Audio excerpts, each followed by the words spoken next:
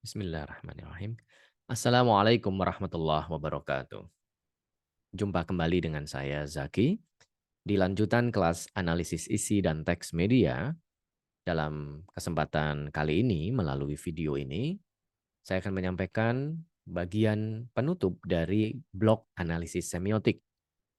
Sebagai kelanjutan dari sesi-sesi sebelumnya pada blok metode ini, setelah memahami sejarah kemunculan pemikirannya, kemudian ragam tradisi pemikirannya dan model-model analisisnya, dan dilanjutkan pada pertemuan sebelum ini, yaitu aplikasi analisis semiotik, terutama model analisis dari pemikir Roland Barthes, atau yang kadang disebut Barthesian Semiotics Analysis.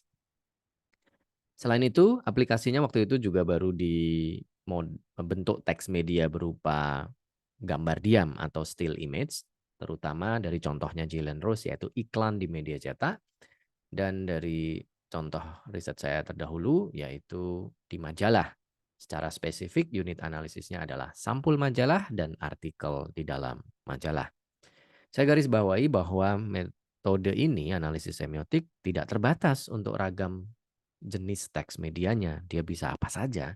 Bahkan bisa juga tidak teks media kalau itu di luar disiplin kita ya, komunikasi dan media.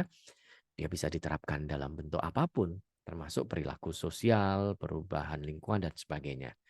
Nah, untuk disiplin kita, biasanya kita akan fokus di teks media saja, tapi itu pun ragamnya bisa macam-macam. Nah, pada kesempatan kali ini, melalui video ini saya akan menyampaikan dua contoh lain, bentuk teks media yang lain lagi.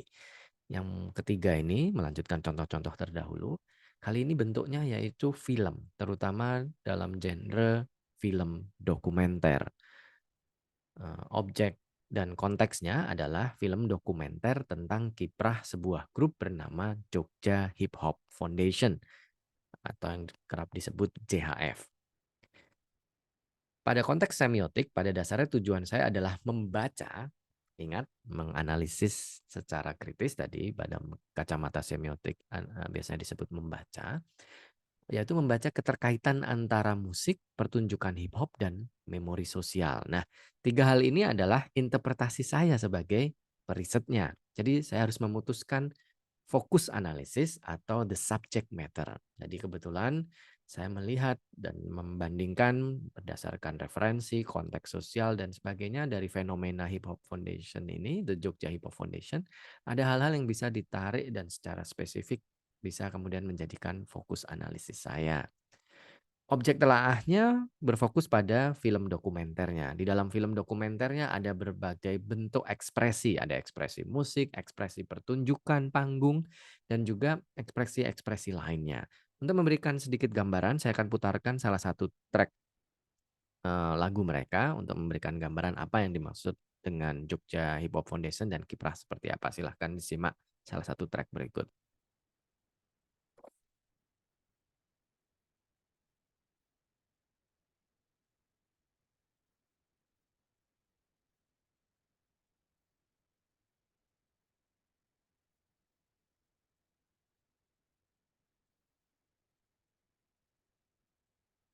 Nah, dan seterusnya dan seterusnya. Ini hanya untuk memberikan gambaran bahwa secara empiris dari sisi fenomenanya, JHF adalah grup musik hip hop yang muncul dengan ekspresi tutur bahasa Jawa, bukan bahasa Indonesia, namun menggunakan berbagai elemen-elemen filosofis maupun elemen-elemen tradisi tutur, tradisi sastra dari tradisi Jawa.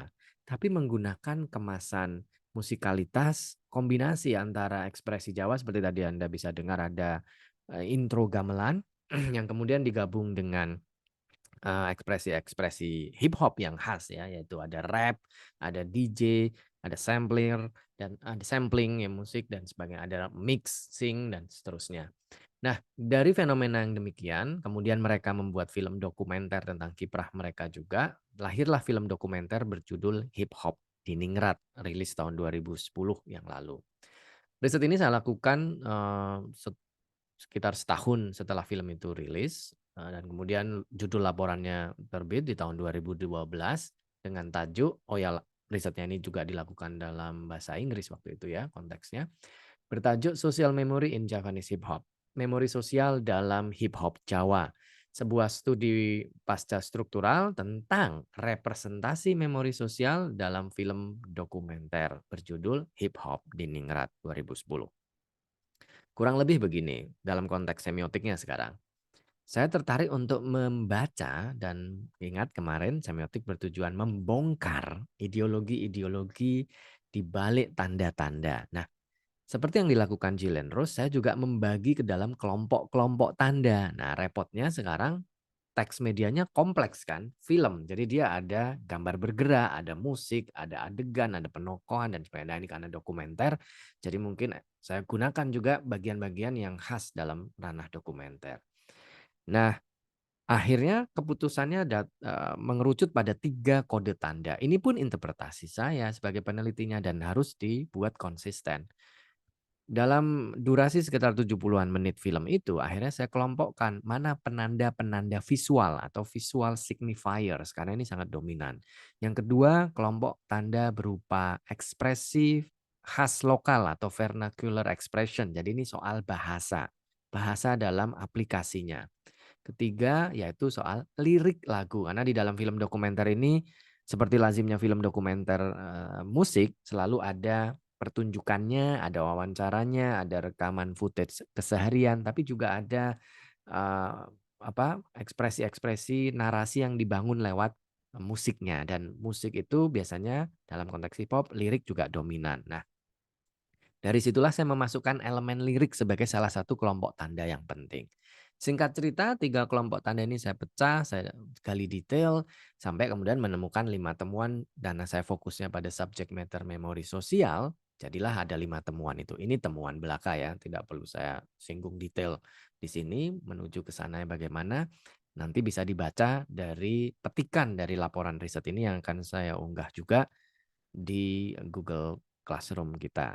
Nanti bisa ditengok lebih detail dari alur metodologinya, kemudian sampai ke 3 kelompok itu bagaimana, dan contoh aplikasi analisisnya hingga menuju ke 5 kategori temuan tersebut.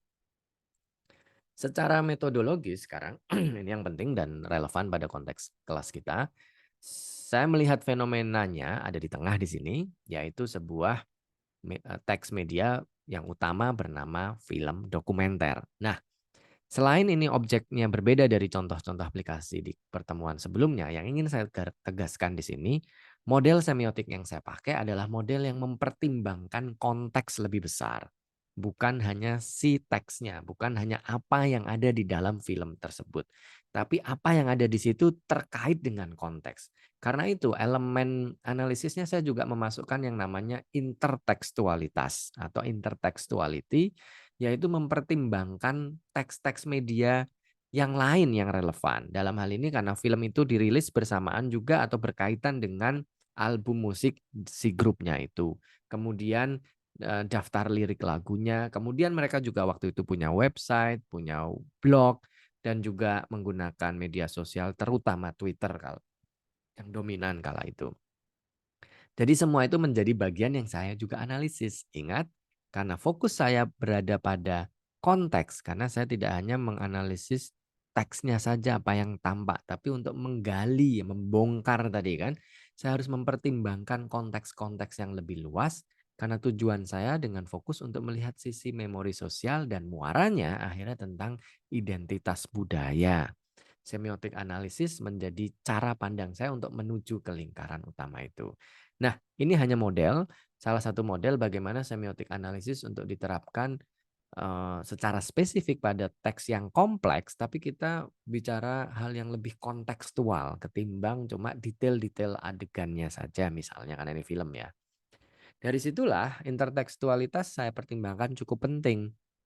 Contohnya, dalam analisis saya penting juga untuk melihat desain album dari CD ya, waktu itu masih pakai CD album, CD audio, desain-desainnya itu menjadi penting seperti di kiri atas layar Anda itu. Kemudian tampilan websitenya dan apa yang tersaji di dalam website itu. Kemudian Twitter baik Twitternya dari grupnya JAF Official maupun tokoh-tokoh kunci di dalam grup ini. Nah, itu juga saya pertimbangkan. Seberapa detail dalam analisis itu yang berbeda. Inti utama telaahnya tetap si film dokumenternya, kan itu teks media yang utama. Tapi saat menganalisis teks itu saya mempertimbangkan dan memasukkan ini. Meskipun saya tidak menganalisis teks yang lain ini secara atau sama detail dengan si filmnya. Mungkin nanti bisa dibaca dalam materi bacaan terunggah untuk melihat mana yang saya maksud dengan intertekstuality itu sifatnya pelengkap dan kemudian penguat atas cara kita membaca dan kemudian akhirnya menganalisis. Itu maksud saya. Contoh berikutnya, kali ini teks medianya berupa objek fisik di ruang kota. Ini berangkat dari riset lanjutan, bukan riset yang terkait, tapi riset baru, tapi pada tahun-tahun berikutnya, tahun 2015 saya mulai, yaitu tentang wacana di tempat ya, dalam hal ini di ruang kota. Bagaimana politik memori kultural di kota Bandung yang kala itu sedang memproklamirkan diri dan memang terpilih menjadi bagian dari UNESCO Creative City Network. Yang menarik bagi saya, perubahan di kota ini sangat visual dan sangat simbolik sebenarnya. Dan ini menarik untuk menggunakan pendekatan semiotik juga. Apa itu? Karena kota ini berbenah, tidak hanya dalam soal layanan publik, tapi juga bagaimana di ruang-ruang publik itu tampilan-tampilan visual juga berubah. Seperti penggunaan warna, penggunaan misalnya ini di lapangan di alun-alun Bandung, bagaimana yang tadinya itu hanya tempat biasa lazimnya alun-alun kota yang berdebu dan kemudian kalau hujan becek, kalau kalau musim kemarau berdebu tiba-tiba kemudian jadi sangat istilah sekarang instagramable karena pemerintah kota menata ulang dengan penggunaan rumput sintetik yang kemudian juga disinkronkan dengan penggunaan warna-warna pada desain tempat sampah dan sebagainya. Bagaimana teknik mengumpulkan teks medianya? Berbeda dengan contoh sebelumnya, filmnya ada. Saya bisa beli DVD filmnya, waktu itu masih DVD ya. Mungkin kalau zaman sekarang Anda bisa download atau mendaftar subskripsi nonton di streaming platform misalnya. Tapi kalau waktu itu saya beli DVD filmnya, kemudian DVD film itu secara offline saya analisis. Bagaimana kalau tanda-tandanya itu ada di ruang publik? Saya nggak bisa bawa pulang kan untuk analisis. Saya menggunakan teknik fotografi untuk memotretnya. Kemudian saya analisis setelah di rumah atau di komputer. Ini persis seperti yang Anda lakukan dalam tugas 2 kali ini. Ketika Anda punya objek non-digital, entah di ruang kota, entah di jalanan, entah Anda temukan secara fisik, kalau tidak bisa dibawa pulang atau bukan sesuatu yang bisa digenggam, kita perlu mendokumentasikannya kan. Nah, ini saya pakai bahasa fotografi dan hati-hati bila Anda menggunakan teknik ini, fotografinya bukan berarti harus fotografi seni atau bahkan fotografi jurnalistik atau bahkan fotografi yang sifatnya ekspresi personal kita sebagai fotografernya. Ini harus fotografi dalam konteks riset. Makanya biasanya secara teknik kita harus mencakup hal yang lebih luas. Makanya pakai teknik established shot. Jadi bukan detail saja atau bukan zooming in tapi justru zooming out supaya situasi sekitarnya juga menjadi perhatian kita dalam analisis nantinya. Karena hal yang sama dengan yang di analisis tentang film dokumenter hip hop tadi adalah pertimbangan terhadap konteks itu menjadi lebih besar dan lebih penting di sini ketimbang teks-teks visualnya atau objek-objek fisiknya. Itu maksud saya. Oke. Ini adalah contoh terakhir dari analisis semiotik di perjalanan kelas kita yang semoga bisa cukup menginspirasi keberagaman objek dan juga subject matter atau fokus telaah dan syukur-syukur juga menginspirasi dari langkah-langkah metode yang ke depan bisa Anda kembangkan. Terakhir di penghujung akhir video ini, karena ini juga blok penutup analisis semiotik, saya ingin menyampaikan ulang pengingat bahwa tugas 2 Anda yang sekarang sudah Anda mulai susun dari latihan pekan lalu setelah memilih objek teks media non-digital yang sekarang Anda akan kembangkan dan aplikasikan model analisis semiotisnya, tidak harus pakai Roland Barthes dan fokus pada konsep denotation, connotation, and myth atau di ideology. Bila dari bacaan-bacaan yang sudah terunggah Anda lebih terhubung, misalnya dengan pemikiran Charles Sanders Peirce, terutama pada topik indeks, icon, dan simbol, Ini yang bagian abu-abu saya redupkan untuk menunjukkan bahwa itu juga bagian dari pemikiran yang bersangkutan dari Peirce atau dari De Saussure. Tapi untuk konteks latihan ini Anda cukup fokus pada elemen-elemen yang saya tebalkan ini saja, yaitu indeks, icon, simbol, atau signifier, signified. Tentu saja model pemikiran 1, 2, dan 3 ini pilihan. Jadi tidak harus dilakukan kesemuanya pada objek telaah Anda. Pilih salah satu saja. Bagaimana cara menentukan pilihannya? Bukan soal mana suka dan mana yang kelihatan gampang ya, tapi lebih ke bagaimana objek teks media yang Anda punya itu lebih kemudian dekat dengan cara pandang setiap pemikiran ini. Yang kedua juga sejauh mana Anda familiar dengan pemikiran-pemikiran tersebut dari cara Anda memahami bacaan-bacaan yang sudah terunggah. Yang Roland Barthes sudah saya berikan banyak contoh dari perkuliahan-perkuliahan saya dan dari riset-riset terdahulu saya maupun riset orang lain. Sementara untuk yang Charles Sanders Peirce atau yang De Saussure, Anda bisa tengok dari tulisan-tulisan yang sudah terunggah di Google Classroom. Silahkan dilanjutkan, silahkan juga mengkonsultasikan bila ada hal-hal yang masih belum jelas atau ingin dikonfirmasi ulang, silahkan menghubungi saya atau menuliskan di laman Google Classroom. Untuk laman tugasnya nanti juga saya akan buatkan secara khusus dan tinggal diikuti. Terima kasih, sekaligus juga ini sebagai penutup dari seluruh blok metode analisis semiotik, tapi bukan berarti ini penutup dari perjalanan Anda memahami semiotik. Meskipun di pertemuan selanjutnya kita akan masuk ke blok metode yang lain, yaitu analisis wacana, terutama analisis wacana kritis. Semoga pemahaman-pemahaman ini tetap terus tumbuh dan bisa Anda dalami baik di perjalanan mata kuliah ini semester kali ini maupun di semester depan ketika Anda nanti juga harus mengaplikasikan berbagai jenis metode yang sekiranya paling tepat untuk menjawab keingintahuan Anda pada proyek rancangan tugas akhir Anda.